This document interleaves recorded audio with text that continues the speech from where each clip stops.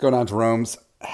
Had to get out of the house, had to get into the garage, and let off some steam. I kind of wish I still had the heavy bag hung up in here because we will be dropping some combos right now. Because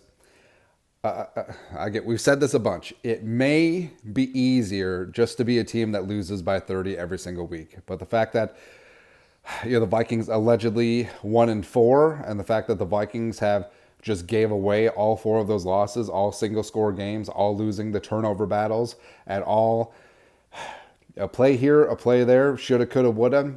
The Vikings easily could be 5-0, at minimum 4-1, but here we are at 1-4. All right, and so it's very easy to blame the refs, right? All the conspiracy theorists, tinfoil hats that the league is rigged. It's like pro wrestling, all that stuff, and it's mainly fun. And hell, the league even leaned into it with them poking fun at the league being scripted for the commercials for this season. But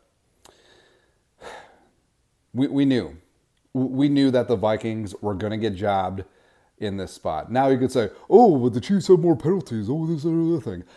Madison should have caught that touchdown. Yes. Oh, Hawkinson shouldn't have had 3 drops. Yes. Oh, the Vikings receiver shouldn't have had 7 drops. Yes. Oh, the Vikings defense should have shown up on 3rd down instead of letting the Chiefs go 9-15. Yes, yes, yes, yes, yes. But even with all that, the Vikings only lost by 1 score.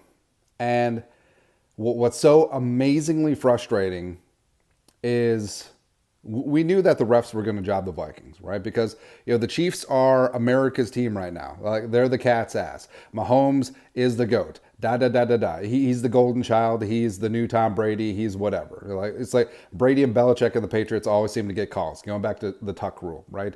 And for whatever reason, Travis Kelce and stupid Taylor Swift, they're America's sweethearts right now. And Travis Kelce, out of nowhere, just became the face of the league, and he's doing all these commercials, blah, blah, blah. So obviously the Chiefs were always going to get the close calls, right? And what's so frustrating is all of the high leverage calls went against the Vikings, right? So there's at least 4 of them. And it's just,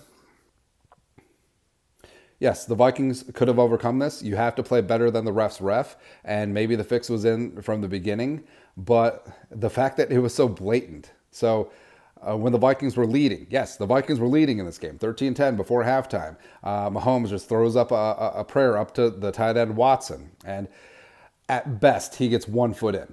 At best. But he literally got 0 feet in, and they ruled it a catch on the field. And after review, they didn't overturn it, even though very clearly he did not have control of the football and both feet in, which, I don't know, it's kind of a big deal when it comes to a catch, right? So they kick a field goal, they tie the game before halftime, right? No big deal, right? So maybe the Chiefs would have tied the game in other ways if that catch didn't stand. It's fine. But then, 4th down.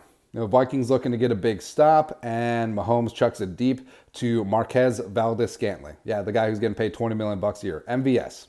So he, first off, wasn't a catchable ball. It was sort of in the vicinity. Whatever. Well, it wasn't catchable for MVS. Because we saw him play for the Packers, man. But what is so blatant, and yes, they call Harrison Smith for DPI. It was, he's got to get turned around.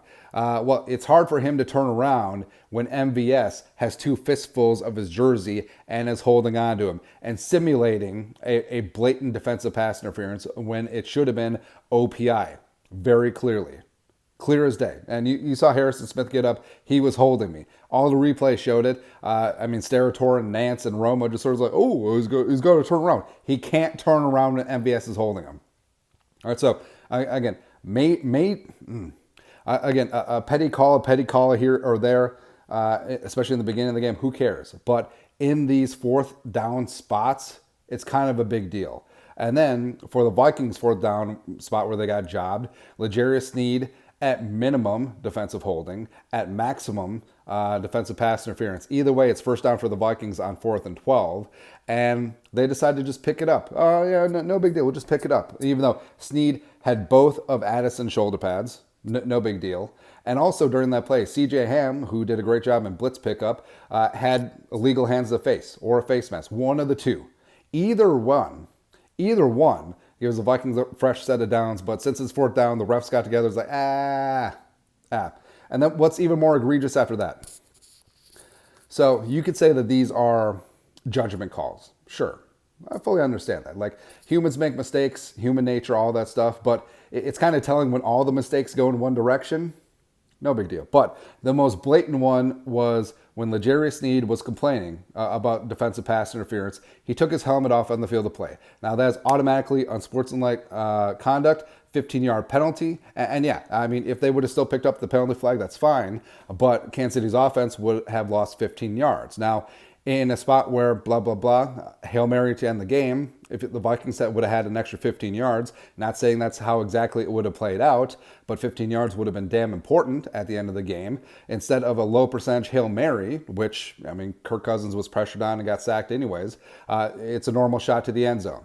Much higher percentage play. Could have made a big difference. But the fact that it is so black and white in the rule book, and the ref literally goes to L'Jarius Sneed and says, put your helmet on, as opposed to throwing a flag. And we had an example of this earlier in the day.